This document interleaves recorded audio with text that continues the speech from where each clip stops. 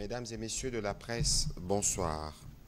Heureux de vous retrouver à nouveau dans le cadre de cet exercice de redevabilité. Et comme vous le savez, depuis quelques jours, nous revenons essentiellement sur la situation sécuritaire dans l'Est de la République démocratique du Congo, mais dans toute la République démocratique du Congo aussi, marquée par cette agression barbare du Rwanda qui continue d'endeuiller les populations congolaises et toute la République démocratique du Congo. Ce soir, nous voulons faire un focus sur les raisons de cette guerre. Parce que depuis plusieurs semaines, plusieurs mois, nous disons que le Rwanda fait cette guerre parce que le Rwanda vit du pillage systématique des ressources minières de notre pays. Nous aurons l'occasion au cours de cet échange avec mon collègue le ministre de Mines de revenir sur les détails et de faire la démonstration par A plus B que tous ces compatriotes qui décèdent, toute cette aventure qui conduit l'armée rwandaise à exécuter des enfants, vous avez suivi ce qui a été dit aujourd'hui notamment sur ce qui s'est passé à Bukavu, c'est fait à dessein parce que sans cette guerre, le Rwanda ne pourra pas survivre, en tout cas pas dans sa forme actuelle. C'est donc dans ces cadres-là que nous avons voulu associer dans le cadre du front économique, parce que comme nous vous le disons, cette guerre, nous la menons sur plusieurs fronts. Nous avons évidemment un front militaire, un front diplomatique, un front judiciaire, un front économique, un front médiatique. On a rajouté front spirituel, d'autres parlent de front scientifique. Nous irons sur tous les fronts pour ce qui concerne notre pays et pour que nous puissions nous assurer que la combinaison des efforts qui sont faits sur ces différents fronts nous permettent de retrouver la paix et la sérénité dans chaque coin de la République démocratique du Congo. C'est ce qui fera l'objet du briefing de ce soir et nous aurons évidemment l'occasion de revenir notamment sur les bilans, le dernier bilan de la situation de ce qui avait prévalu à Goma le 27 janvier dernier à l'arrivée des forces d'occupation. Monsieur le ministre de Mines, bonsoir. Bonsoir. Et ce soir, nous avons évidemment le privilège de vous avoir ici dans le cadre de cet exercice de redevabilité pour la première fois à Kinshasa. C'est parce que nous voulons démontrer à notre opinion qui nous suit de partout en République démocratique du Congo que si on nous fait cette guerre, c'est parce qu'on veut voler nos minerais, que si on nous fait cette guerre, c'est parce que le Rwanda, depuis 30 ans, a construit son économie sur le dos de la RDC et sur le vol de ce qui doit contribuer à la construction de routes, à la construction des écoles et des hôpitaux pour nos enfants. Vous êtes le ministre de Mines, vous connaissez donc plus ou moins tous les éléments qui concourent à cela. On parle de guerre économique, on parle de minerais de sang, nous avons une action en justice contre Apple. Qu'est-ce que vous pouvez nous dire ce soir pour qu'on puisse avoir une meilleure compréhension et surtout que nous vous avons vu prendre des mesures qui concernent notamment des zones minières qui ont été récemment occupées par les forces d'agression. Voilà. Merci pour cette sollicitation. Donc, ce que je voudrais d'abord rappeler ici à l'ensemble de nos compatriotes, c'est que le chef de l'État, le président Félix-Antoine Tshisekedi Tshilombo, a mis au centre de ses préoccupations le fait que les minerais de la RDC doivent profiter aux Congolais en premier lieu et également au développement socio-économique de nos populations. Les richesses générées par les minerais sont celles qui doivent servir à construire le développement de la République démocratique du Congo. Et donc c'est là le point de départ de notre action gouvernementale au niveau des mines, cette action gouvernementale conduite par son Excellence Madame la Première ministre. Alors, je dis souvent que les minerais de la RDC sont en fait une richesse sous nos pieds, mais malheureusement un désastre sous nos yeux. Et aujourd'hui, on le vit dans notre chair. Nos populations sont meurtries, nos femmes sont violées, des enfants sont abattus, les populations sont déplacées et vivent dans des conditions désastreuses. Tout ça suite à l'agression du M23 soutenu par les forces rwandaises sur notre terrain. Avant d'aborder l'ensemble des questions que vous avez évoquées, et c'est tout à fait normal de dire que le régime au niveau du Rwanda se sent menacé par les actions qui ont déjà été prises jusqu'à ce jour. Alors, à ce jour, qu'est-ce qui a été fait? On peut classer différents points et différentes actions qui ont été menées au niveau du gouvernement et au niveau du ministère des Mines. D'abord, au niveau du gouvernement, simplement rappeler à nos populations que le franc congolais est stable depuis plus de 6 mois. L'autre chose à rappeler, c'est le pouvoir d'achat pour les biens de première nécessité est maintenu, mais également, on voit déjà maintenant, avec les excédents que le gouvernement a réalisés, les routes se mettent à être construites, que ce soit dans la ville de Kinshasa, mais également à l'intérieur du pays. Alors sur le plan minier, nous avons également abattu un travail important. Et ce travail consiste à crédibiliser les minerais de la République démocratique du Congo auprès des acheteurs finaux. Pour ça, il y a tout ce qui est mis en place au sein de la traçabilité, donc pour assurer que nos minerais sont certifiés au niveau de leur origine et que ce ne soient pas des minerais issus du sang, issus de conflits armés et où les droits humains sont respectés. Nous avons entrepris des démarches avec les États-Unis d'Amérique. Avec les États-Unis d'Amérique et l'ensemble des partenaires dans le Mineral Strategic Partnership, où nous avons mis en place, dans le cadre d'une feuille de route, l'ensemble de nos préoccupations, de sorte à pouvoir les adresser et faire en sorte que nos minerais puissent être acceptés au niveau des États-Unis, par exemple dans ce cadre du MSP, donc le Mineral Strategic Partnership. Au niveau de l'Union européenne, il y a 2 ans, la République démocratique du Congo avait signé un mémorandum d'entente pour l'approvisionnement des minerais critiques auprès de l'Union européenne. Et en décembre dernier, la République démocratique du Congo a présenté, et ça a été validé au sein de l'Union européenne, sa feuille de route pour assurer l'approvisionnement de ces minerais à ces marchés occidentaux. Alors, pourquoi on fait tout ça? C'est simplement pour que nous puissions montrer l'importance de pouvoir acheter directement ces minerais auprès de la République démocratique du Congo, plutôt que d'aller au travers d'un proxy, et ce proxy ici, en l'occurrence, est le Rwanda. Donc, nous mettons en place tout ce qui est nécessaire pour assurer ce qu'on appelle une diligence raisonnable, pour nous assurer que les minerais que nous exportons soient des minerais qui ne soient pas issus de conflits et qui respectent les droits humains et une exploitation responsable et durable. Autre chose que nous avons entreprise, c'est au niveau je dirais, de la ceinture aurifère au niveau de l'Est de notre pays, c'est que nous avons déployé 100% congolais l'entreprise DRC Gold Trading, l'ancienne Primera Gold en fait, qui aujourd'hui appartient à 100% à la République démocratique du Congo et qui a effectué son déploiement depuis Bukavu, Kalemi, Buta, pour nous assurer que nous captons cet or et que cet or ne soit plus exporté de manière illégale vers les pays voisins et notamment le Rwanda. Donc, une fois que l'on a dit tout ça, ces mesures qui sont en train d'être prises ci et là sont des mesures qui, pour nous, en tant que République démocratique du Congo, nous assurent de pouvoir profiter de ces richesses pour le développement de notre pays. Mais en face de nous, nous avons une économie qui dépend en grande partie de ce pillage et en grande partie de ce vol des ressources.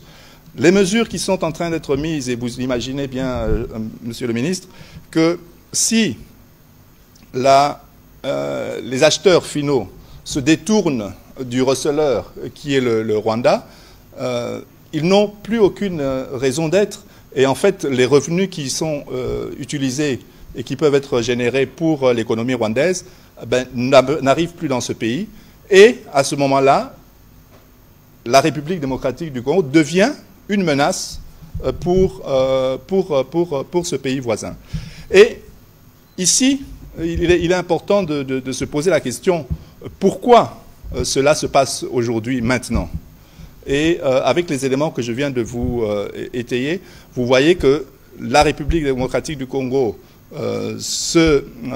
s'organise pour pouvoir mettre en place et profiter des ressources générées par le secteur minier, en particulier sur l'est du Congo, mais cela dérange visiblement notre voisin qui vient et qui, aujourd'hui, pour la survie de leur régime, se mettent à piller, se mettre à tuer nos populations avec les massacres que nous avons connus, que ce soit à Goma et aujourd'hui à Bukavu, avec certains enfants qui ont été tués.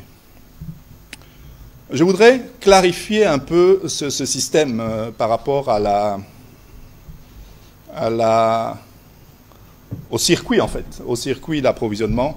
Pour que ça soit bien illustré, je voudrais montrer quelques éléments ici. Par exemple, sur le coltan de Rubaya. Vous allez voir sur le coltan de Rubaya tout le schéma illicite d'exportation qui passe donc depuis Rubaya et qui repart. Avant, ça partait sur Bunagana, mais aujourd'hui, cela passe également par Kibumba. Donc, vous voyez que là, ce sont des circuits d'exportation illicites vers le Rwanda pour le coltan. Et c'est des circuits que vous avez commencé à démanteler avec les différents services. Tout à fait. Au moins les mesures qui ont été prises. Tout à fait. Mais ces circuits ont également été pointés et indexés par les experts des Nations Unies dans les différents rapports qu'ils ont remis, que ce soit en juin l'année passée, mais également récemment donc la sortie de ces rapports des experts des Nations Unies. Ouais, donc tout ça est 150 tonnes de coltan étaient... Voilà. Donc là, nous avons l'illustration de ce chemin d'évacuation des minerais. Mais il y a un autre exemple sur l'or, par exemple. Vous allez voir que la République démocratique du Congo, sur toute sa partie est, est dotée d'importants gisements d'or. Et tous ces gisements d'or, en fait, toute l'exploitation artisanale n'est pas comptabilisée en République démocratique du Congo. Et pourquoi elle n'est pas comptabilisée? Simplement, les tableaux à l'écran illustrent bien toutes les zones aurifères dans toute la partie, donc c'est tout le cordon est de notre pays. Tout à fait. Et ce sont ces grandes quantités d'or qui sont justement évacuées vers le Rwanda en partie.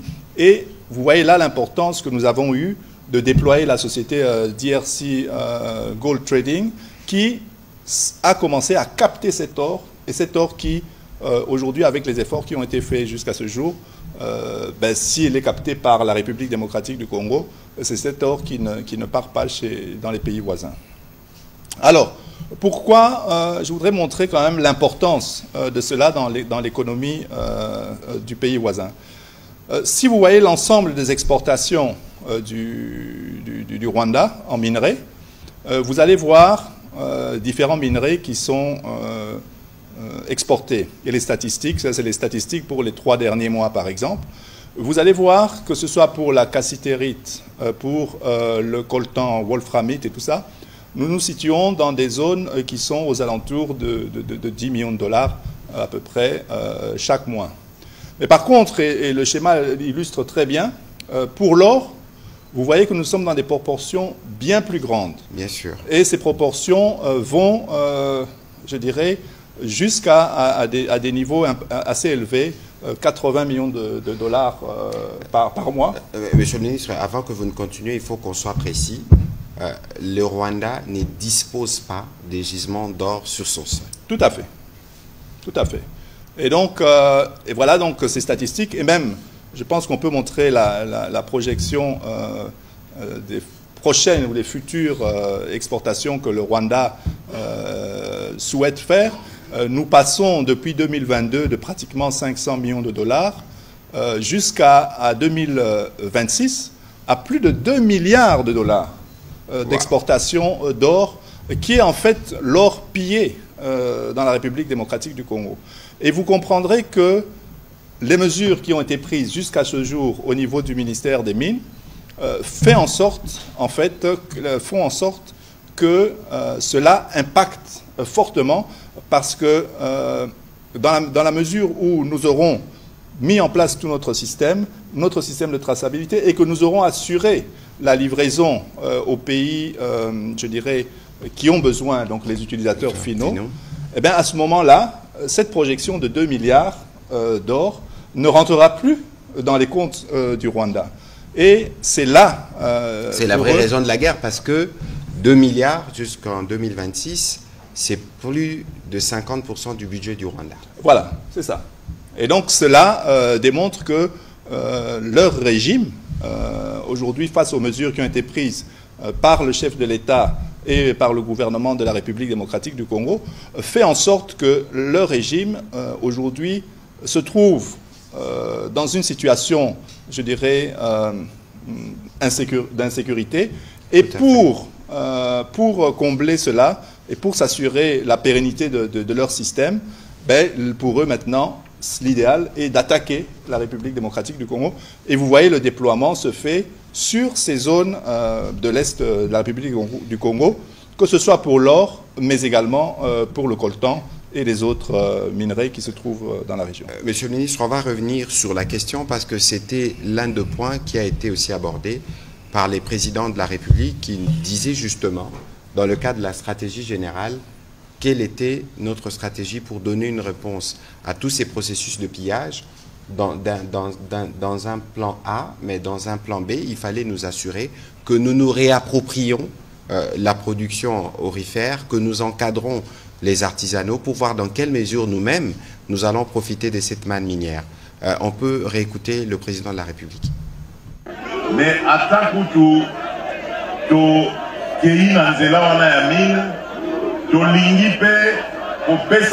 valeur. Minere na biso tolingi lisusu ebimaka na moyibi te ekendeke kovwamisa bamboka bapaya. Yango bokoyoka to bosi boyoki société na biso moko ya Congo, kombo nango Primera Gold, eye pe kofongola baporte nango awa. Ndeko Congolais oyo ayebi ke atimolaka na mosala oyo ya or bauni ayeba te lelo tokomi na comptoir na biso moko ya bana mboka, kombo nango Primera Gold, mema koli na yo kuna. Tika nzela ya kozwaka or okendaka kolekisa yango banzela ya moyibi ekendaka kovwamisa bamboka bapaya. Sikoyo tokomi na oyo ya biso moko ya bana mboka oyo ekopesa biso sikoyo occasion ya kozwa ba moyen ya kotonga mboka, ya koluka kosala kokopesa ba occasion opportunité ya misala pona bana mboka. Voilà, ces meetings s'étaient nés donc à Buta il y a quelques mois. Monsieur le ministre, nous avons vu retourner, vous êtes retourné justement dans les bases OLE, à Buta spécifiquement. Vous avez ouvert ou lancé les activités de la DRC Gold Trading. Tout à fait. Donc, comme j'expliquais, DRC Gold Trading, l'ancien Primera Gold, 100% congolais, aujourd'hui organise tout son déploiement sur la ceinture aurifère de l'Est de la République, comme je le disais, Kalemi, également Buta, et c'est également là où l'on voit l'intervention du chef de l'État qui rappelle à nos populations l'intérêt et le besoin important que ces minerais puissent profiter aux Congolais plutôt que profiter à des États voisins qui nous pillent nos ressources. Voilà, avant que nous puissions passer la parole aux journalistes pour des questions, Donc récemment, vous avez pris une mesure, un arrêté, identifiant certaines zones comme des zones rouges. Pourquoi avoir pris cet arrêté? Et zone rouge, pour ceux qui ne sont pas aussi outillés sur les questions minières, qu'est-ce que cela veut dire? Voilà. Ici, en fait, lorsque nous avons pris le 12 février l'arrêté qui instituait les territoires de Massissi et Calais comme des territoires zones rouges, en fait, ce sont des territoires pour lesquels l'exploitation et la commercialisation des minerais est maintenant interdite. Pourquoi? Parce que cela rentre en fait dans un mécanisme qui institue ces zones rouges et qui permet à la République démocratique du Congo, dans le cadre des accords qui existent, que ce soit au niveau régional, mais également au niveau international, d'assurer et bien d'identifier que ces minerais sont des minerais issus de zones de conflit et que ce sont des minerais qui ne répondent pas à la diligence raisonnable. Et pourquoi nous avons fait ça? En fait, tout simplement parce que ces sites sont exploités illégalement par le M23 ainsi que le Rwanda. D'accord. Donc, et on verra évidemment par rapport au processus des certifications régionales qui existent. La CIRGL, il y a des questions de compatriotes qui disent mais pourquoi on n'arrive pas à labelliser comme c'était les diamants du sang? Pourquoi on n'arrive pas, pour tout ce qui est pillé par le Rwanda aujourd'hui, pourquoi on ne labellise pas un minerai du sang pour que finalement plus aucun pays ne puisse le racheter ou plus aucune compagnie ne puisse s'approvisionner dans des circuits où les femmes sont violées, les enfants sont tués et les travaux forcés sont faits faire par les enfants? Ben, c'est exactement la démarche et ce sont en fait les premiers pas qui nous amèneront vers tout cela. Et je développerai, par exemple, ici ce que nous pouvons faire et nous allons faire, c'est d'instituer après la suspension des exportations de ces produits au travers du Rwanda, par exemple, dans le cadre de la CIRGL. Donc cela nous donne les premiers pas et des prémices pour pouvoir aller faire le plaidoyer au niveau international pour nous assurer que cela ne sera plus commercialisé et que cela ne permettra pas et qu'en fait que ça démontrera que ce n'est pas une exploitation responsable et une exploitation durable. Voilà, merci beaucoup Monsieur le Ministre pour vos mots introductifs. À présent, on va prendre les questions de journalistes. On va commencer la série par Monsieur Amédée Morab.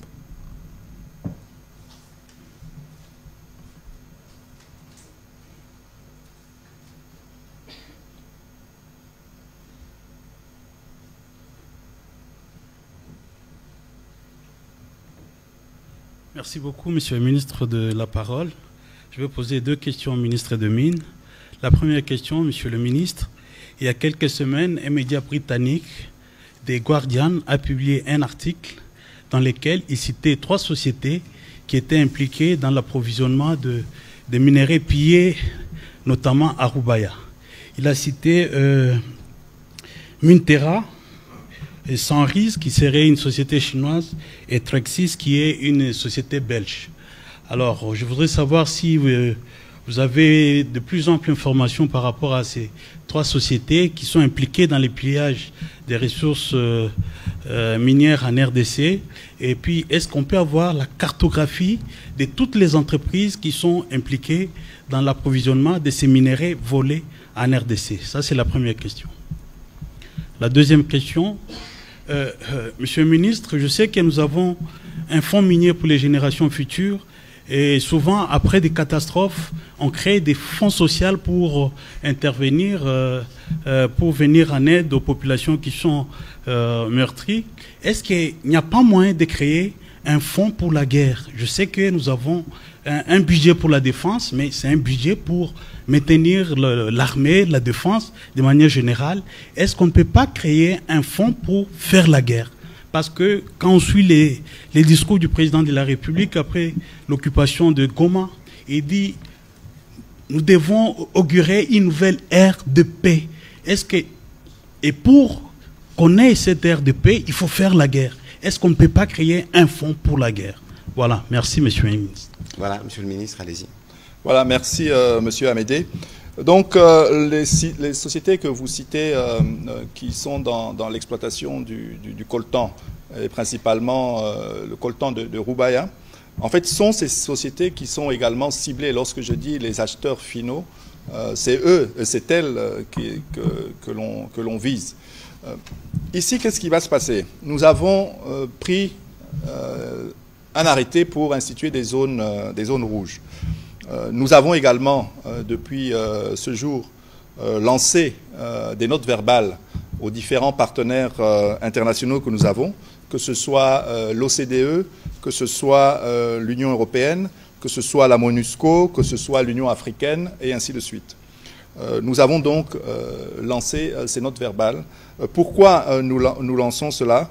Ben justement, c'est pour pouvoir cibler à la fin les entreprises qui sont utilisatrices de ces minerais du sang issus des zones rouges. Nous avons également, nous sommes assurés que l'arrêté qui a été pris sur les zones rouges soit officiellement envoyé aux représentations diplomatiques d'un ensemble de pays. Que ce soit les pays, les 5 permanents au niveau du Conseil de sécurité, mais également Traxys, qui est une société belge, donc en Belgique, en France, aux Émirats arabes, en Chine. Donc voilà, nous avons lancé l'ensemble de ces mesures pour nous assurer que, au final, toutes ces représentations diplomatiques et ces pays et entreprises qui travaillent dans ces pays ne te disent pas qu'elles n'étaient pas au courant. Donc ça, ce sont les démarches qui sont menées là. Au niveau de la CIRGL, nous assurons, comme je l'ai dit tout à l'heure, et nous allons lancer au niveau de la CIRGL, donc pour les Grands Lacs, et tout ça, conformément aux règles qui régissent la CIRGL, nous allons demander l'arrêt des émissions des certificats d'exportation pour ceux qui sortent de ces zones, mais également la suspension, puisqu'on a démontré que cela passe par le Rwanda, d'assurer l'arrêt et la suspension de ces exportations, jusqu'à aller même demander la saisie par les pays par lesquels cela transite. Donc, cela sont les mesures qui sont en train d'être prises pour nous assurer que l'ensemble des bénéficiaires, soit informés, mais deux, qu'ils ne participent pas au recel de nos produits. Parce que celui qui achète chez le voleur, je dirais, et lui-même aussi favorise l'ensemble des désastres qui se déroulent sur notre territoire dans l'est du pays principalement. Donc ça, c'est pour l'ensemble de ce qui se passe. Effectivement, nous avons la cartographie, nous avons les raffineries au Rwanda qui exportent jusqu'à 800 kilos d'or par jour vers les Émirats au travers de leur raffinerie Gasabo Gold. Donc, nous avons l'ensemble des éléments, nous avons les acheteurs également, et c'est vers eux que nous allons prendre les mesures pour tirer la sonnette d'alarme. Concernant l'effort sur les aspects sociaux, donc ça, je dirais que c'est plus coordonné au niveau du gouvernement. Nous avons au niveau du gouvernement le ministère des Droits humains, nous avons le ministère des Affaires sociales qui se mobilise aujourd'hui pour apporter des réponses aux familles qui sont endeuillées, mais également aux déplacés dans ces régions envahies par le Rwanda après tous les crimes et les atrocités qui ont été commises là-bas. Pour la deuxième question, je disais, on crée un fonds pour la guerre qui est financé par nos ressources minières. Est-ce que c'est possible de le faire? Bon, ça, ce sont des mesures. On a déjà actuellement pris des mesures au niveau gouvernemental pour justement commencer à avoir des ressources nécessaires pour faire front. Donc cela existe déjà. Le budget de l'État prévoit un budget pour l'armée. Et donc, dans une situation particulière aujourd'hui, la première réponse a été justement de pouvoir mobiliser des sommes importantes, que ce soit au niveau des activités minières, mais également au niveau d'autres entreprises de l'État et entreprises au niveau de la République démocratique du Congo, pour pouvoir participer à cet effort de guerre. Mais de toute façon, nous voyons déjà qu'il y a des vagues de mobilisation, notamment on a vu dans les églises, certaines sociétés, ou même dans l'administration publique, des volontaires. Nous allons, dans les jours qui viennent, communiquer sur les comptes qui ont été désignés à propos au niveau du ministère de Finances. Ce qu'il faut comprendre ici, la guerre, évidemment, ça requiert des moyens financiers, et de ce point de vue, les présidents de la République avaient déjà donné des instructions précises, mais les moyens le plus importants dont nous avons besoin dans les circonstances actuelles pour faire cette guerre qui a de multiples facettes, c'est vous et c'est tous ceux qui nous suivent à la maison. D'abord, parce qu'il faut comprendre que les milliards qui sont volés par les Rwandais ici, c'est les milliards que si nous arrivons à les capter, nous permettront d'améliorer, par exemple, la desserte en électricité, la desserte en eau potable ou les routes. Et donc, si aujourd'hui, le Rwanda choisit en réalité de nous imposer cette guerre de cette manière avec autant de violence, c'est parce qu'ils savent que l'avenir de leur enfant est compromis par rapport aux mesures que nous avons prises. Et donc, aujourd'hui, lorsque nous vous disons que cette guerre, ce n'est pas une guerre qui est faite au président Tshisekedi, c'est une guerre qui est faite à tous les Congolais, partout où ils se trouvent. Ça veut dire que de l'argent que nous aurions dû capter pour nous est volé par les Rwandais. Et maintenant que nous prenons des mesures pour que cet argent ne puisse plus être volé, ils nous font la guerre. Même ceux qui sont leurs complices aujourd'hui, ils ne seront jamais en mesure, quel que soit le cas de figure, de payer la facture de la guerre qu'ils nous font. Parce qu'en réalité, les intentions sont permanentes de dire que cette partie de l'Est, que ce soit au niveau politique, au niveau militaire ou au niveau économique, doit rester dans leur giron pour poursuivre les sales habitudes qu'ils ont accumulées depuis 30 ans. Et le président de la République a dit non. Il a dit non de la manière la plus ferme. Non pas parce qu'il faut simplement dire non, mais parce que nous avons, nous, besoin de capter les ressources que sont les nôtres. Le président de la République était disposé, à son arrivée aux responsabilités, de faire une coopération claire avec tous les 9 pays voisins. Et ceux qui choisissent de piller, de tuer, ils nous choisissent même de faire la guerre. Nous leur devons une réponse populaire. C'est pourquoi tous les Congolais, partout où nous sommes, 26 territoires, 26 provinces, un pays, 145 territoires, un pays, 455 tribus, un pays, plus de 100 millions d'habitants, un pays. Ça veut dire que nous tous, dans nos différences, dans notre diversité, nous devons nous lever pour être les moyens humains qui vont nous permettre de faire la guerre et de la terminer une fois pour toutes. Et c'est pour ça que c'est important que vous, les professionnels des médias qui comprenez ces enjeux, à la lumière des données qui vous sont communiquées ce soir, que vous puissiez aussi faire votre part. On va prendre les questions de M. Prince Maïro et on va demander à Mme Joséphine Mawete d'avancer.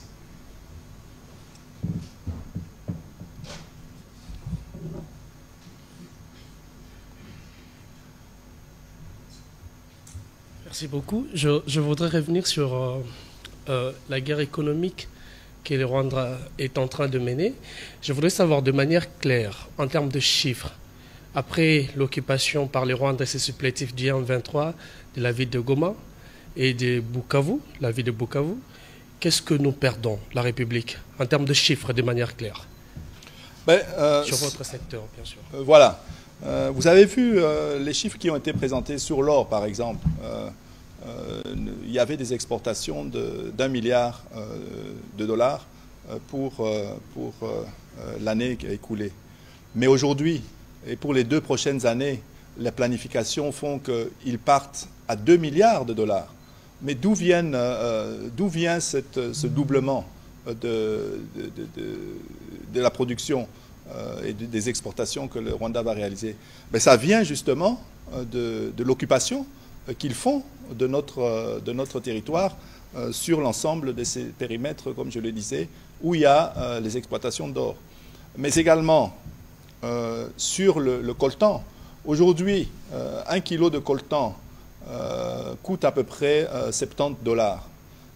Alors, le Rwanda, depuis la prise par le M23 avec les forces rwandaises de la mine de Rubaya, c'est plus de 150 tonnes, c'est-à-dire 150 000 kilos que vous multipliez par 70$.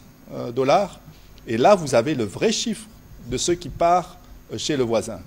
Donc, pour vous expliquer clairement, donc ce sont ces chiffres astronomiques qui sont pillés et ce sont ces sommes qui partent chez le voisin et qui empêchent la République démocratique du Congo de poursuivre son développement et d'utiliser ses atouts, notamment son secteur minier. Alors, ce que nous avons fait, et comme je l'expliquais, c'est tous les aspects de mobilisation de cette communauté internationale et surtout la communauté des acheteurs. C'est de pouvoir mobiliser cette communauté pour dire non. Et nous avons donné et nous proposons des alternatives. Ces alternatives, nous les proposons au travers de l'approvisionnement en minerais critiques pour les États-Unis. C'est au travers de l'approvisionnement et du MOU qui a été créé, signé, la feuille de route qui a été présentée avec l'Union européenne. Et cela continue avec les autres pays, que ce soit le Japon, que ce soit l'Inde. Tous ces pays ont aujourd'hui besoin de ces minerais critiques pour assurer la transition énergétique, mais également pour tout ce qui est technologie de la défense et technologie par rapport à l'intelligence artificielle, par exemple, ou la technologie digitale dans les téléphones mobiles. De toute façon, il y a une étude globale au niveau du gouvernement de l'impact de cette guerre en termes de productivité de ces différentes provinces, de contribution au niveau du budget national. Et donc, les moments venus, dès que le travail sera consolidé par les ministères sectoriels, nous aurons l'occasion d'en parler. On va prendre les questions de Madame Joséphine Mawete. Merci, Monsieur le Ministre. Ma première préoccupation est axée sur les minerais de sang. Votre arrêté la semaine dernière a carrément mis un accent sur certains minerais dans les secteurs qui ne devraient plus être exploités, notamment les secteurs occupés. Mais la question reste celle de savoir comment reconnaître les minerais qui sortent de ces zones. Est-ce qu'il y a un système de traçabilité où on s'imagine seulement que ces minerais sortiraient de certaines zones? Mais aussi en cas de non-respect de votre arrêté. Y a-t-il des mesures qui pourraient être carrément mises en place pour certaines entreprises qui n'auraient pas respecté ce que vous avez signé? Voilà, c'est assez simple en fait. Les minerais, de manière générale, possèdent une identité. C'est un peu comme nous, humains, nous avons un ADN qui est particulier à la source où ces minerais ont été créés.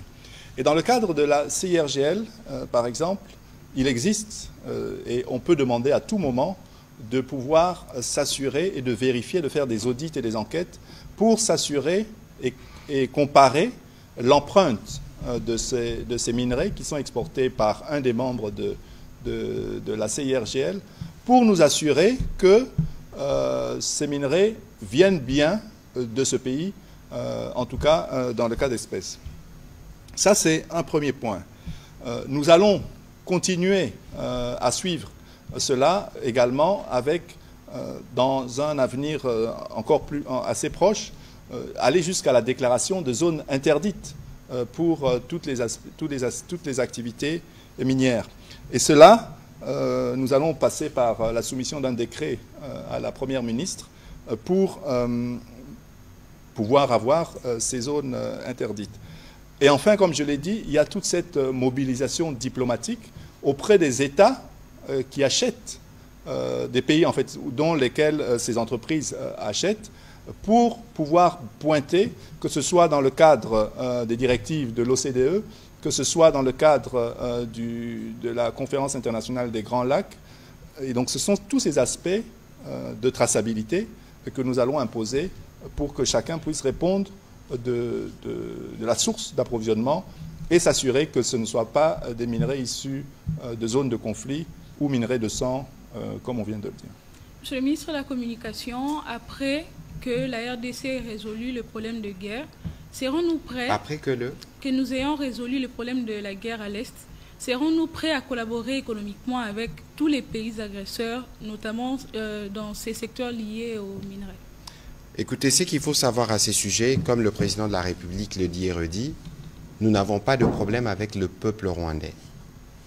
C'est le régime rwandais et son président qui s'est lancé dans cette aventure dangereuse. De pillage, pas seulement, des tueries, des massacres, y compris sur les femmes et les enfants. J'aurai l'occasion de vous donner quelques chiffres qui m'ont été transmis aujourd'hui par le ministère de la Santé avant que nous commencions cet exercice. Et donc aujourd'hui, il faut considérer que les présidents rwandais et son régime seront passagers. De toute évidence, les pays sont appelés à exister pendant des années. Et vous comprenez peut-être que lorsque nous étions tous à l'école, en tout cas, à un moment donné, on nous a parlé de la guerre de 100 ans en Europe. Malgré qu'il y a eu la guerre pendant 100 ans, après, il y a eu des processus qui ont conduit plus tard à la création de l'Union européenne. La guerre que nous connaissons, c'est une guerre qui dure 30 ans et qui peut encore durer des années. Parce que lorsque vous avez les présidents rwandais principalement avec ces intentions, non seulement expansionnistes, mais ces intentions de maintenir ses mains sales, ensanglantées sur notre pays, ce sera évidemment difficile de donner un horizon aux enfants rwandais, de collaborer avec les enfants congolais. C'est évident que ce qui se passe aujourd'hui, tous nos morts, nous n'allons jamais les oublier. Et d'ailleurs, à ces propos, nous étions avec le président de la République à Munich, nous avons eu une réunion avec le juge de la Cour pénale internationale pour justement discuter dans la suite de ce que nous avions fait à Genève, de la mise en place d'une procédure judiciaire qui va aller, là, pour ce qui a été dit à Genève, on commence de janvier 2022, un peu comme la CPI, mais nous devons aller plus loin. Parce que si on n'apporte pas des justices, on ne sera pas sûr que ceci va continuer. Et donc, nous pensons que nous aurons la possibilité de continuer la collaboration ou les relations avec les pays limitrophes, mais avant que nous n'y arrivons, on termine la guerre, on passe par la justice. Pour que ceux qui sont coupables de ces viols, de ces massacres commis pendant autant d'années et en série, puissent en répondre. Et pour le reste, de toute évidence, c'est la finalité d'ailleurs du processus de Luanda. La fin du processus de Luanda prévoit les retours des relations entre les deux pays. Mais pour autant qu'on termine les processus. Et donc ici, nous avons d'abord un président rwandais qui veut faire la guerre à tous les Congolais. Et les Congolais vont donner la réponse. Et nous donnons la réponse qu'il faut donner. Ce n'est qu'après tout ceci, après la justice, évidemment, qu'on pourra entrevoir les questions dont vous parlez. On va prendre les questions de M. Serge Tseka.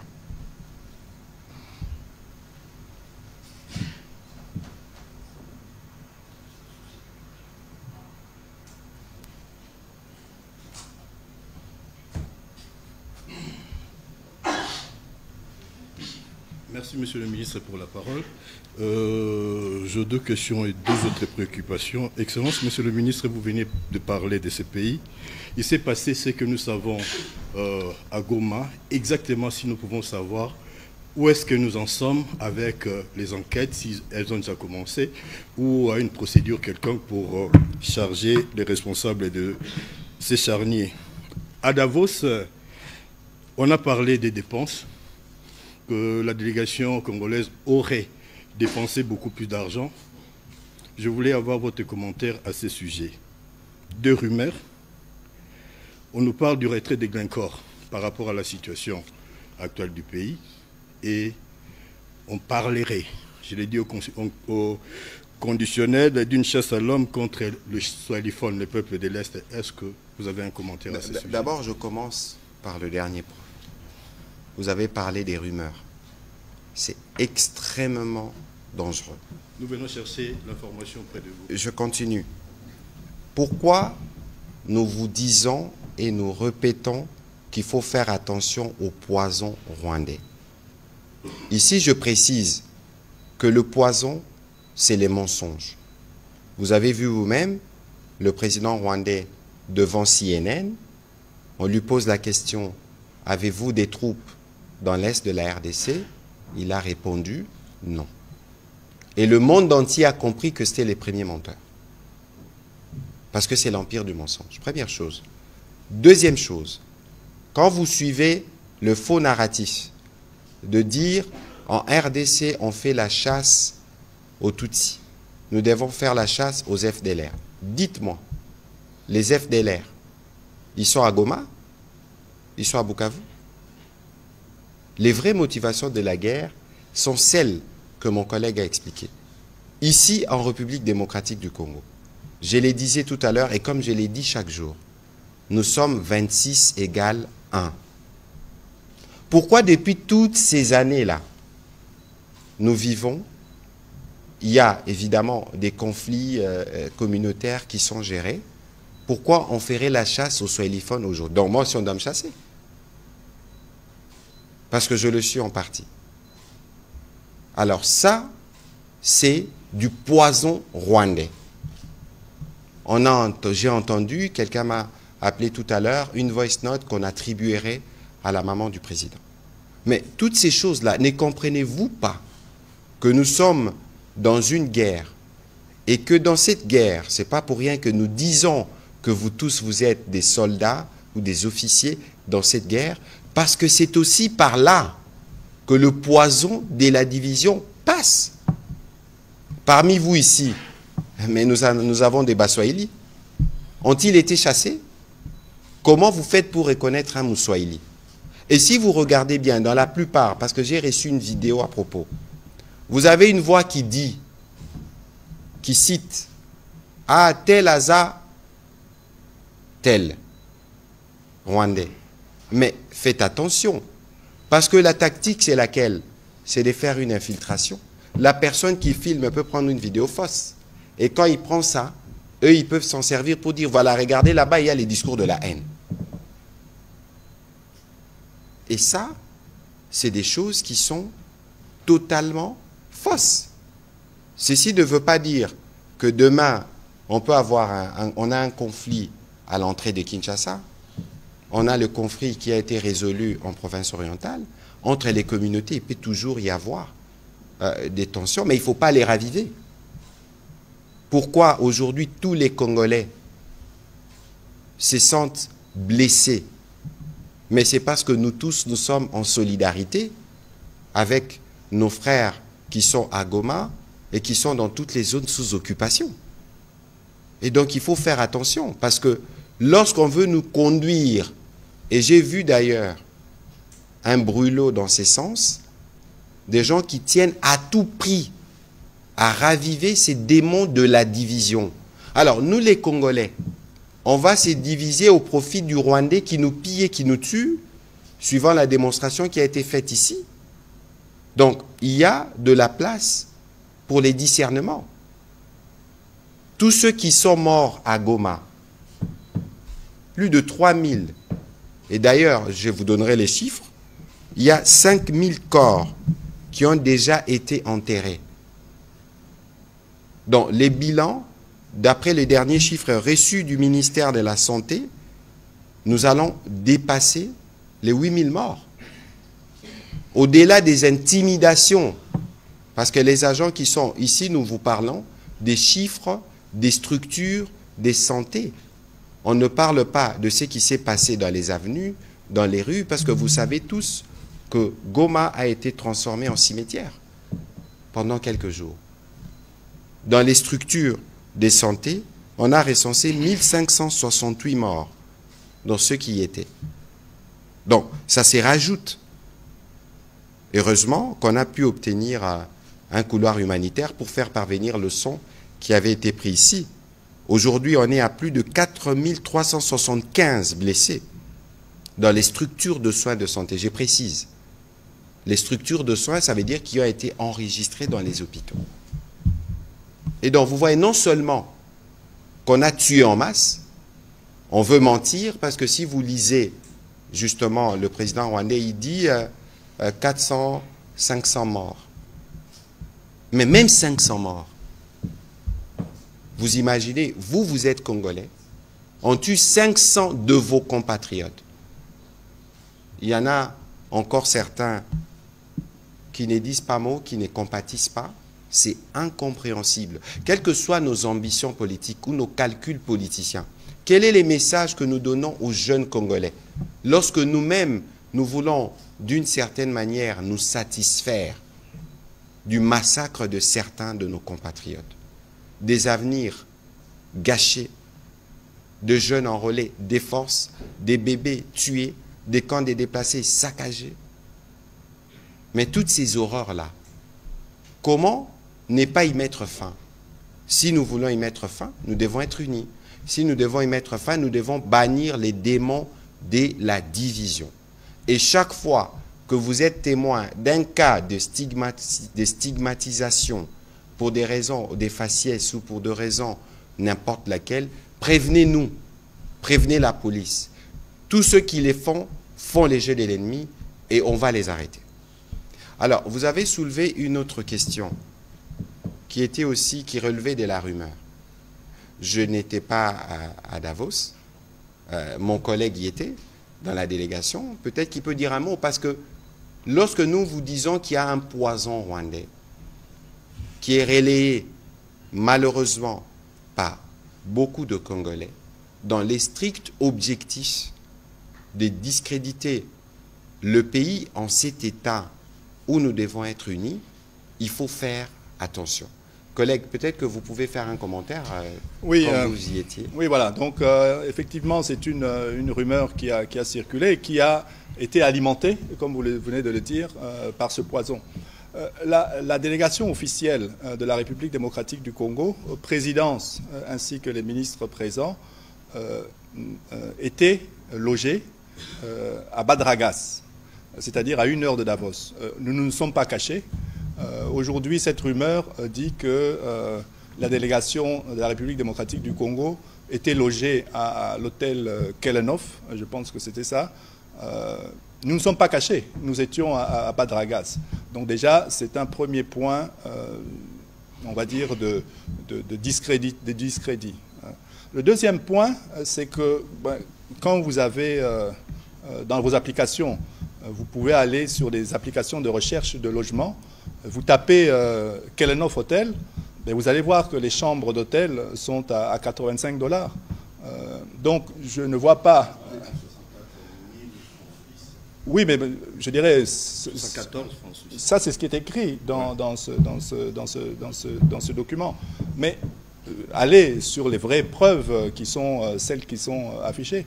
Et enfin, les ordres de mission, une fois qu'ils sont signés, les états de somme sont faits, et cela est régi par les règlements au niveau du gouvernement. Et donc, les chiffres et les différentes rubriques sont bien connus. Et le Trésor sort cela pour l'ensemble des représentations qui sont, en tout cas des ministères, qui sont présents sur une mission. Donc, je dirais, il faut éviter de s'alarmer et de continuer. Parce qu'en fait, comme disait le collègue, celui qui relaie cette information, d'abord sans avoir vérifié, je viens de vous donner 3 raisons au minimum pour dire que ce n'est pas bon, puisqu'on on a fait ça, mais également sur l'aspect de Glencore qui se retire de la République démocratique du Congo. Glencore est présent en République démocratique du Congo avec 2 sociétés, une qui s'appelle Mumi, Mutanda Mining, et une qui s'appelle KCC. Et d'ailleurs, le groupe Glencore vient d'envoyer un démenti formel en disant qu'ils n'ont aucune intention de quitter la République démocratique du Congo. Et les efforts que nous faisons au niveau du gouvernement, ce sont des efforts de pouvoir assurer et la promotion des investissements étrangers dans notre secteur minier et des travaux qui sont faits dans le cadre du climat des affaires.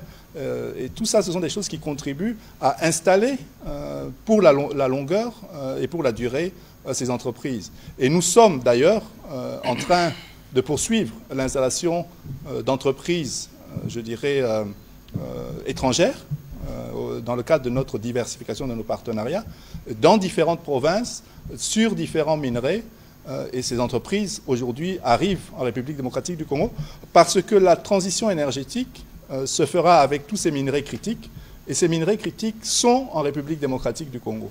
Et donc, les acheteurs finaux et ces États, dans le cadre de leur politique en approvisionnement en minerais critiques responsables et durables, n'ont plus aujourd'hui besoin de passer par un tiers, par un proxy, pour pouvoir s'alimenter, parce que nous leur ouvrons les portes et nous leur mettons en place tout ce qui est nécessaire pour qu'ils puissent venir investir durablement en République démocratique du Congo et s'assurer de cet approvisionnement responsable.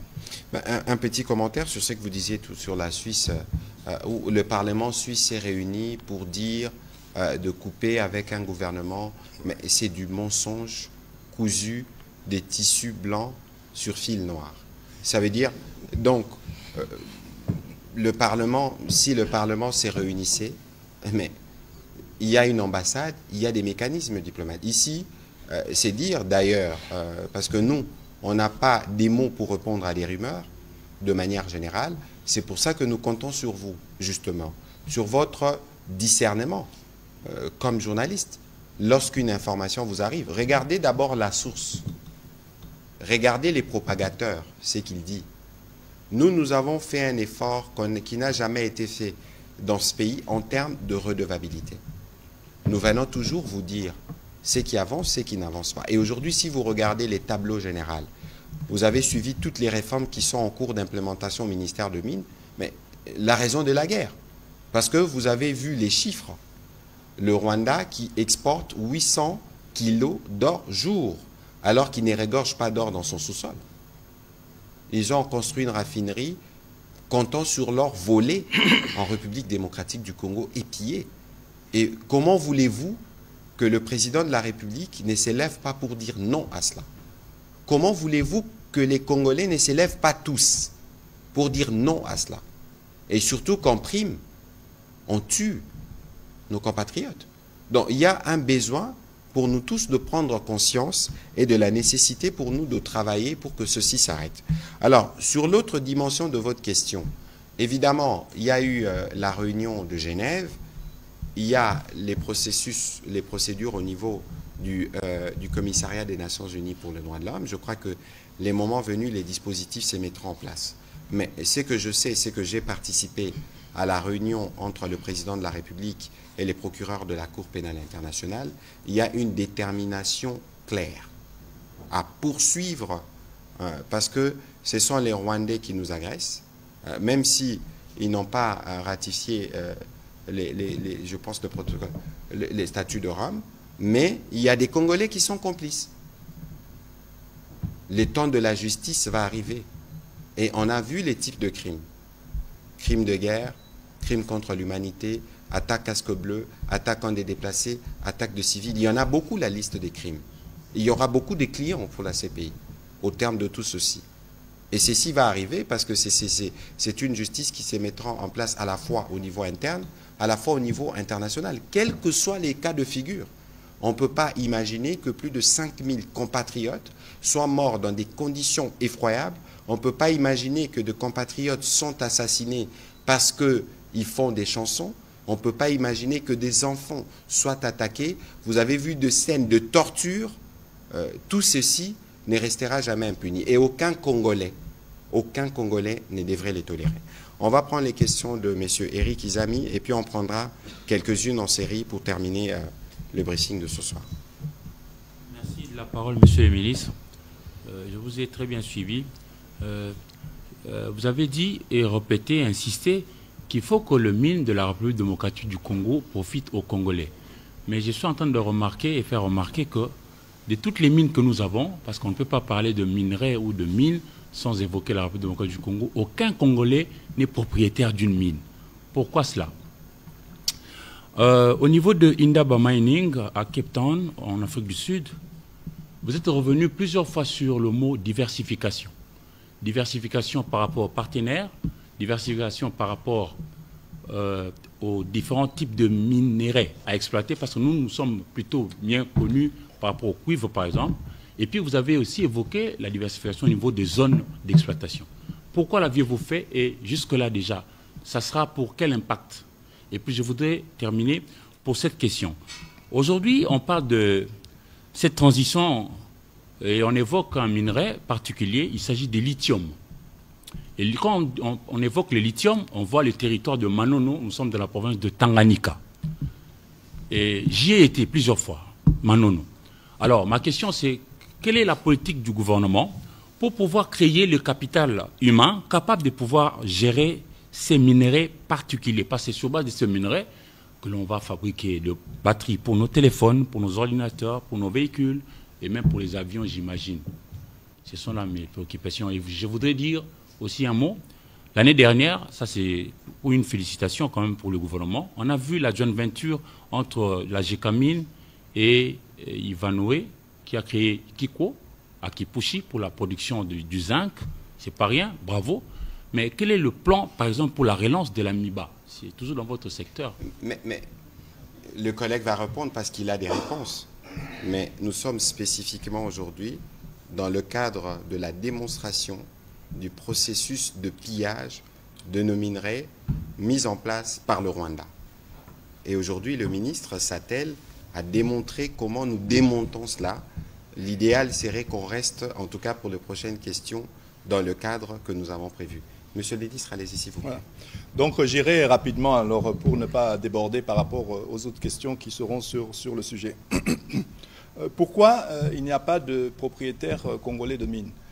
Les mines, l'industrie minière est une industrie très capitalistique. C'est une industrie qui demande beaucoup de fonds. Au jour d'aujourd'hui, cela se fait par des sociétés étrangères. Mais il y a déjà des Congolais qui sont propriétaires de titres miniers. Ces mêmes Congolais qui sont associés au sein de coopératives qui déjà bénéficient des ressources qui sont générées par ce secteur minier. Par contre, nous avons et nous poussons, vous avez parlé de la diversification, le premier point de notre diversification, c'est la diversification de nos partenaires. Et dans ces partenaires, il y a également Sud-Sud, mais également Congo. Et nous mettons tout en place, et nous avons déjà identifié 3 Congolais qui ont besoin et qui ont déjà certifié les ressources minières, et nous allons les accompagner pour que leurs projets puissent éclore de manière à avoir justement ces Congolais présents dans, on va dire, dans la grosse industrie minière. Alors, je prendrai, dans le cadre des efforts, juste pour illustrer, un cas bien précis. Donc, la diversification pour nous, c'est diversification de nos partenaires dans l'exploitation minière, diversification des minerais, vous avez cité le zinc qui vient d'être mis en place avec Kiko, diversification de nos provinces minières pour pouvoir équilibrer justement le développement et les ressources dans les différentes provinces, diversification des produits finis ou semi-finis, donc tout ce qui est transformation locale, et également la diversification où on va utiliser les fonds générés par les mines pour pouvoir assurer la vraie diversification de notre économie au travers de l'agriculture, comme le veut le chef de l'État, mais également d'autres secteurs, que ce soit l'industrie, le tourisme et les services. Mais je vous dis ici, par exemple, nous sommes déjà avec une entreprise qui coche ces 5, une entreprise nouvelle qui vient s'installer en République démocratique du Congo, qui coche ces 5 piliers ou ces 5 axes de diversification. C'est une entreprise japonaise qui vient dans le Congo central pour travailler sur du manganèse avec des produits qui seront transformés localement et qui vont créer sur la rivière au niveau de Luozi toute une activité, on va dire, de passagers, mais également piscicole. Donc vous avez là un exemple concret de ce qui est fait, où la République, sous l'impulsion du chef de l'État et sous sa vision, de pouvoir justement attirer des nouveaux partenaires dans notre pays pour répondre à ça. Et c'est ça notre politique. Pour le lithium de Manono, nous sommes dans un processus de développement de ce gisement de lithium au niveau de Manono. Et rien que pour vous dire, au jour d'aujourd'hui, entre Manono et Lubumbashi, on mettait 3 semaines, 2 à 3 semaines en fonction sur la route, pour aller de Manono à Lubumbashi. Aujourd'hui, avec les développements qui se font au niveau de Manono, maintenant, la distance et le temps pour faire ce trajet n'est plus que de 2 jours. Donc voilà un exemple où ce minerai contribue au développement et à la création d'infrastructures routières. Mais cela ne va pas s'arrêter là, parce qu'il y a encore des prochaines étapes sur lesquelles nous travaillons et que rapidement, en tout cas dans un délai assez court, nous allons présenter cela à l'ensemble de nos populations pour montrer que le gouvernement est actif et que les promesses faites par le chef de l'État ne sont pas des promesses vaines, mais justement des promesses qui puissent trouver des réponses, que ce soit en termes de création d'emplois, mais également en termes d'amélioration des services de base. Voilà, MIBA. Alors, pour la MIBA, je dirais que ce serait assez long, mais on a déjà mis pratiquement 50 millions de dollars pour remettre en place, on va dire, l'activité, un temps soit peu, sur la MIBA. Et cela se poursuit, mais je pense que nous serons dans un autre débat pour pouvoir y aller plus longuement sur ce sujet. Mais récemment, en tout cas, nous avons déjà injecté 50 millions de dollars pour une reprise des activités au niveau de la MIBA. Voilà, on va prendre la dernière série de questions avec M. John Kanyunyu, Patrick Angakutu, Clément Mwamba, et on terminera avec Mme Nathalie Facha en Lingala. Merci, Monsieur le ministre, pour... on prend les questions en série, s'il vous plaît. Merci. On enregistre les questions, on y répondra en une vague, Monsieur le ministre. Monsieur le ministre Mouyaya, comme vous nous avez demandé de ne parler que des sujets que vous avez évoqués, mais excusez-moi de parler de ce même sujet, mais autrement, sur Bunia. Monsieur le ministre, suite à plusieurs menaces relayées par le chef d'état-major général de l'armée ougandaise, le général d'armée Muhoozi Kainerugaba, sur ce compte X, menaçant la prise de Bunia par l'armée ougandaise. Et aujourd'hui, on a vu des convois de l'armée ougandaise faire leur entrée dans la cité de Bunia. Et cela effraie un peu la population après toutes ces menaces-là. Est-ce dans le cadre des opérations conjointes FARDC-UPDF contre les ADF? Si oui, les ADF sont-ils traqués avec des chars ou par des chars? Parce qu'on sait qu'ils opèrent en petits groupes de 5 ou 10 et dans des milliers reculés. S'il vous plaît, Monsieur le ministre, il y a aussi le même général, le même officier général, le chef de l'armée ougandaise, qui avait dit sur ce compte X que l'armée ougandaise ira protéger les ougandophones. Je suis du terroir, je n'ai jamais entendu parler de ça. Est-ce que Kinshasa prend ça au sérieux? Merci de revenir sur la première question pour apaiser la population de Bunia qui est un peu effrayée en ce moment. Merci. Bon. Écoutez, de toute évidence, la République ne se gère pas sur les réseaux sociaux, encore moins les relations diplomatiques. Nous avons des relations diplomatiques avec l'Ouganda. Nous avons un travail que nous faisons ensemble dans le cadre de l'opération Shuja, dans des zones qui sont bien circonscrites. Et vous avez suivi le porte-parole de l'armée dans la région qui a communiqué, et cela a été diffusé à la télévision nationale. Il faut éviter de plonger dans la psychose. De toute évidence, nous avons des rapports diplomatiques avec l'Ouganda. Chaque fois que de besoin, autant de fois que cela est nécessaire, ma collègue des Affaires étrangères, rassurez-vous, pose des questions.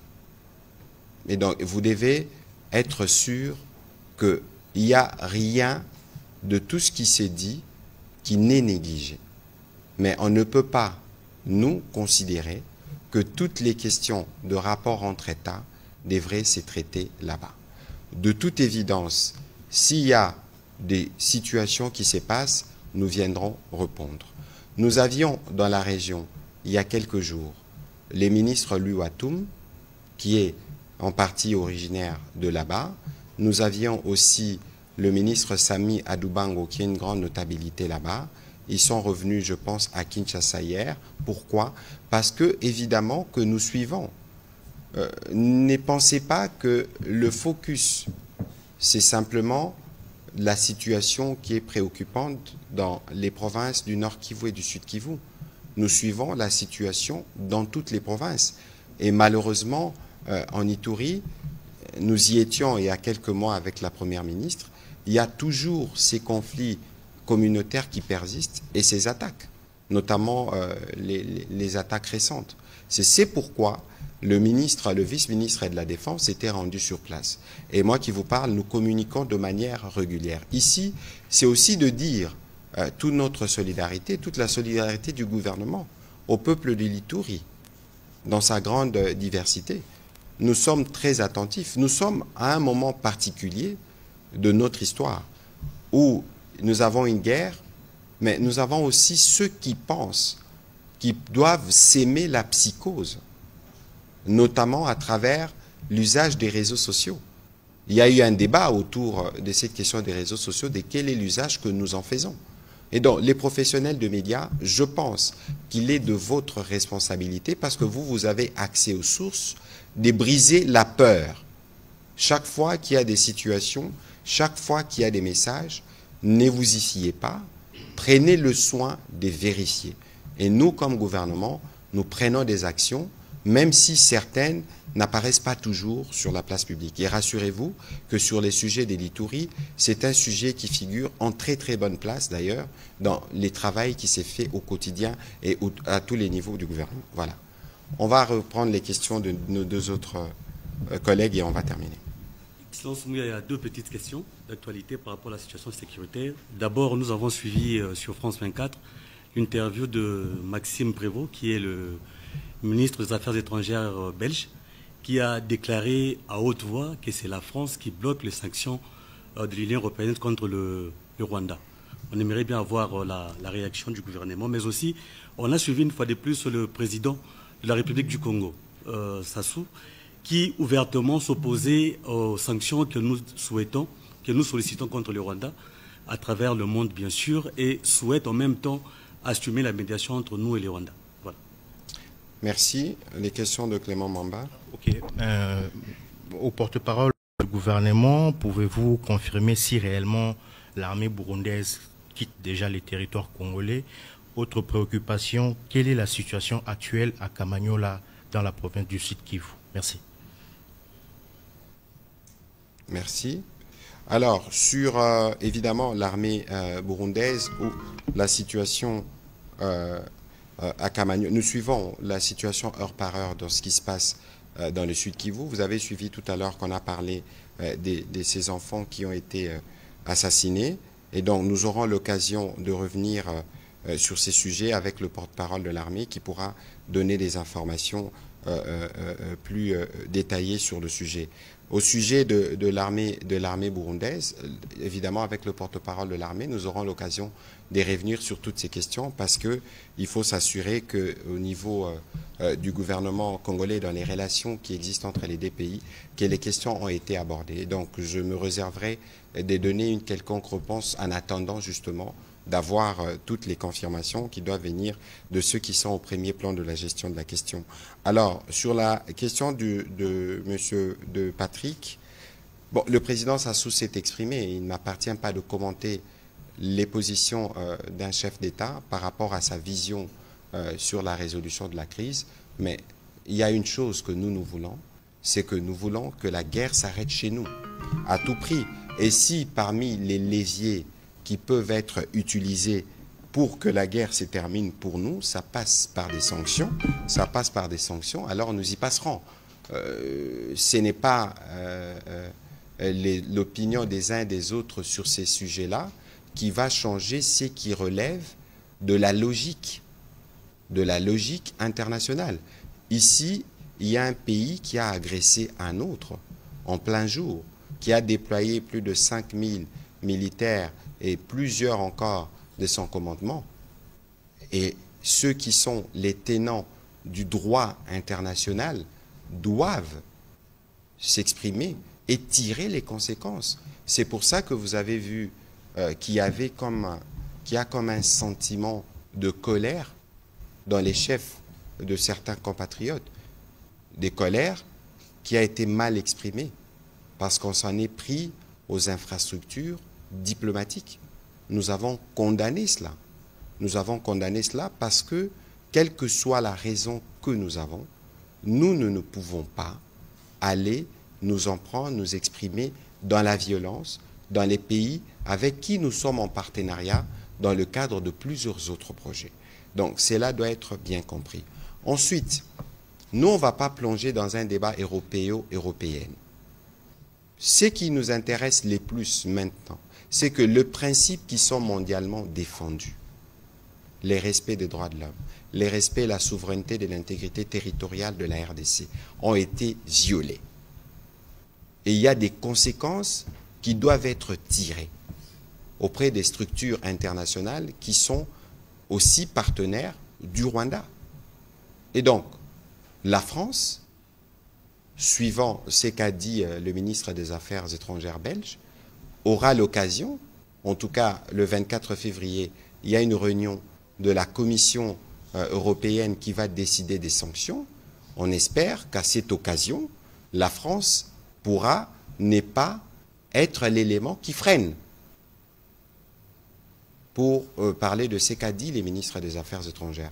Par contre, au-delà du débat européen, vous avez tous vu samedi, le président Macron s'exprimer clairement sur la situation en RDC. Il a lui aussi réitéré un appel à un cessez-le-feu qui n'a pas été respecté. Et donc, il est aujourd'hui important que la France prenne en considération le fait que son appel n'a pas été entendu. Et donc, parce qu'ils sont ceux avec qui nous travaillons, je pense que dans les 2 jours ici, il y aura, ma collègue des Affaires étrangères sera à nouveau à New York. Vous savez que la France est la porteuse de la plume là-bas, même si à New York, ce sont les pays africains qui bloquent l'adoption d'une résolution qui condamne le Rwanda clairement. Le président de la République a eu l'occasion de la mentionner. Mais sur ces fronts-là aussi, la France est active. Et donc nous voulons que la France ait une position cohérente à tout point de vue. Il faut des sanctions, il faut qu'elles arrivent. Et surtout que les appels publics de leur président n'ont pas eu d'écho, c'est une raison de plus. Donc pour nous, ici, nous pensons qu'il faut attendre au 24 février, voir le vote qui s'est fait généralement, je pense, par consensus ou à l'unanimité, de ce que cela va donner. Nous n'allons pas faire la gestion diplomatique des rapports qu'a la France avec d'autres pays, mais nous voulons la France, conformément aux principes qu'elle défend, puisse agir sur ce qui se passe en République démocratique du Congo. Je voudrais ici insister sur le fait que, au-delà de tout ce que nous disons, si nous avons des sentiments de colère ou de frustration, il faut savoir comment les canaliser. Parce que si nous ne canalisons pas nos sentiments de frustration, ça peut volontairement ou involontairement contribuer à la stratégie de l'ennemi.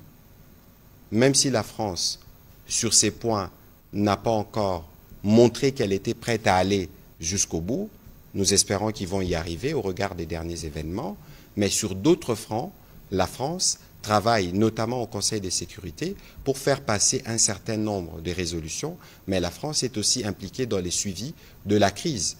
Au moins le président Macron s'est exprimé publiquement sans embâge sur ses intentions.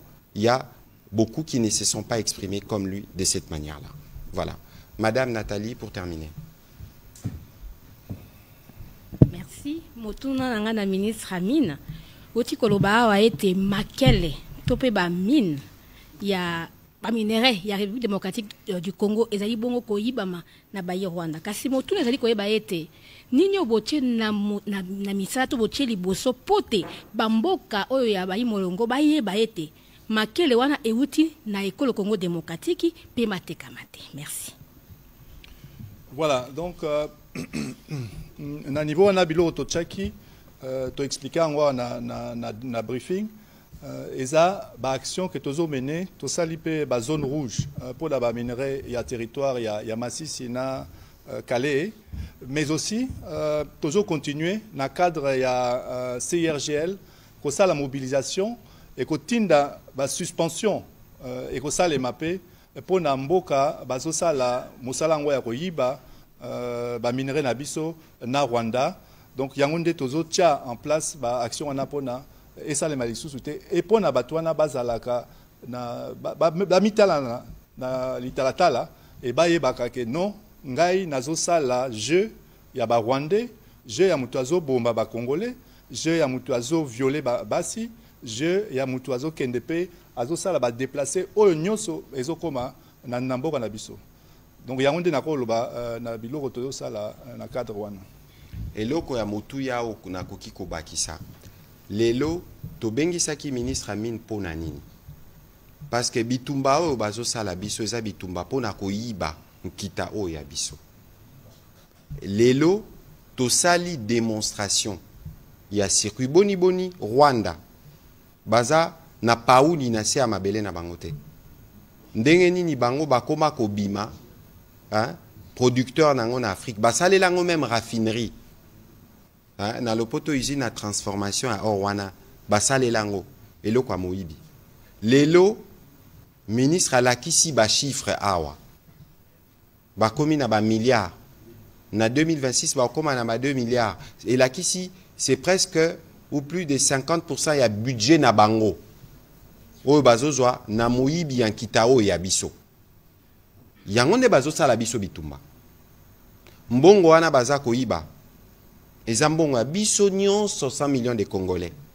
Parce que na mayele oyo président de la République achana mesa na musala oyo ndeko Kizito azosala na ndenge mama Sumino alandelaka ngo mikolo nyonso elakisi ke biso tozo boucher ba circuit nyonso oyo mbongo il faut zongela ba Congolais bimaka. Yango ayebisi bino abiso tosala DRC Gold Trading. Tosala oyo ya biso compagnie zalaka na kombo primaire ayobi na 2022 je crois ou 2021 to produisaka kaka 49 kilos ya or 49. Lelo na ba effort ya président de la République to leka 5 tonnes to koma na ba 5000 kilos. Donc multiplié fois 1000. Siko yo calculer kilo ya or ezalaka boni lelo $80,000 la tonne. $80,000 le kilo. 1 kilo, $80,000. Siko bango na Rwanda, na moyibi obayibaka, na basirko bacha na Congo, bazalaka na 800 kilos. Par jour. 800 kilos par jour. Siko sala 800 fois 80,000. Et puis sur combien? 640 millions ou 64 millions. Bon ça la calcul. 64 millions par jour. Au bazo yiba. Wan etali kaka or. Siko so koti na o etali ba coltan, ba wolframite, na ba ressources o mususu, collègue atangiao, ba cassiterite. Yango bazo sala biso bitumba. Donc bozo yiba biso, bozo boma biso et na kati wana eza pe na ba congolais o ba koti pe kopango. Mais to yebi ndenge kusuila parce que zamba la liboso te. Yango na bitumba o biso nyonso il faut to telema. Eza bitumba ya président Félix Antoine Tshisekedi te. Eza bitumba ya biso nyonso ba congolais. Po misolo ana soki ekoti lelo tokoma na gratuité. Lelo intention à président eza gratuité mata ti na ba 8e, 7e na 8e o to bando benga seo. Lelo makanisi ezali santé koma ya ofele. To bongisa 145 territoires. To bongisa tozana besoin makoki. Siko biso tongi tozwa makoki oyo nzamba pesa biso. Bakomi kosala biso guerre. Est-ce que ça laka? Yango biso nyonso photo lamuka. Biso nyonso photo telema. Biso nyonso il faut tozala na sima mapinga na simba président de la République na bitumba oyo. Ata bande komususu ba Congolais batengami kuna. Est-ce que bango bakoza la mesure ya kopesa ba Rwandais loko balingi? Est-ce que ba Congolais bakondima? bazwa kito ya bango ba pesa bato mosusu. Yango nazo beta sete. Biso nyonso tozala vigilant. Toboya je ya monguna. Parce que basi pe basali ba infiltration. Bangonde bazo lekisa ba message bazo attaquer ba Swahili. Bazo beta ba Banyamulenge. Makambo wana nyonso ya lokuta omoni o dénoncer. Parce que biso réponse ya motuya oyo faut pesa na mokili na bitumba oyo eza réponse ya unité. Cohésion nationale. Yangonde photo zala nango, yangonde ko pesa biso possibilité ya kosilisa bitumba oyo une fois pour toutes. Parce que taliba congolais nyonso zala muswahili, mukongo, muluba, to mungala etali biso nyonso. Na betisete makasi na eloko wana pe na kosepela bino pe soki bozongi na bandako oboyoki ministre Amine apesi ba chiffre na ba schéma bo beta pe lisolo po bana na bino pe fo ba bandako yeba makambo ndenge ezoleka po bango pe ba telema po mboka na biso et profiter na kitanango pe aussi ça ba problème à ma congolais. Voilà, monsieur le ministre, on a terminé cet exercice. Avez-vous un mot pour clôturer? Voilà, ce que je voudrais dire que l'ensemble des actions qui visent en fait à frapper nos adversaires, que ce soit sur le plan économique, sur le plan combiné avec les efforts qui sont faits au niveau diplomatique, au niveau militaire, au niveau politique, l'ensemble de ces mesures feront en sorte que nous pourrons produire des effets. Et cela, ces résultats seront concrets et ce sont des résultats qui tendront à inverser la situation. Alors, derrière le chef de l'État, le président de la République, son Excellence Félix-Antoine Tshisekedi Tshilombo, nous continuerons à mettre en place ces mesures parce que nous n'allons pas lâcher ce combat et nous allons le poursuivre sans relâche, de telle sorte à couper l'herbe sous les pieds des pilleurs de nos ressources naturelles, je dirais, même si cela va aux dépens de leurs économies, parce que cela doit bénéficier au peuple congolais en premier et cela doit bénéficier au développement de notre pays. Voilà, merci beaucoup, Monsieur le Ministre. Nous ne manquerons pas de recourir à votre expertise sur cette question qui est un point central de la guerre que nous connaissons. Mesdames et messieurs de la presse, c'est sur cette note qu'on va terminer. Ce soir, l'objectif était de faire cet aperçu général sur la situation, en tout cas sur le front économique, avec la démonstration du pillage systématique de nos ressources mises en place par le Rwanda depuis des années et que nous devons tous arrêter. On ne saurait terminer ces briefings sans redire notre solidarité à nos populations du Nord Kivu, du Sud Kivu et de toutes les régions qui sont occupées, à nos populations des Lituri qui connaissent des cycles de violence. Il faut savoir que le gouvernement et tous les Congolais sont rangés derrière tous les autres Congolais. C'est dans des moments de preuve que nous devons montrer que nous sommes solidaires, que nous devons montrer que nous tous nous tenons à ce que nous avons des plus précieux, notre pays. Quelle que soit votre religion, quelle que soit votre tribu, quelles que soient vos convictions, mais ce qui nous unit ensemble, c'est les pays. Et lorsque les pays est agressé, nous tous, on s'est mis ensemble pour nous assurer que nous avons protégé. C'est pourquoi nous avons fait le choix de nous battre. Que Dieu vous bénisse et bonne soirée chez vous. Merci.